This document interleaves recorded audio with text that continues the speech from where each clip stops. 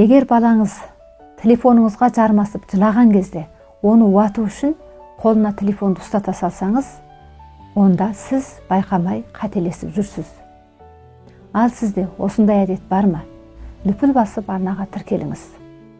Бала жыласа болды телефонға қол жеткізсе, сізді жалықтырып шаршатқан кезде оп-оңай телефонға қол жеткізсе, және өзіңіз демалғыңыз келген кезде, тыныштықты қалаған кезіңізде балаға телефоныңызды тағып бере салсаңыз, онда бала сабыр сақтауды емес, тек экранмен жұбануды үйренеді.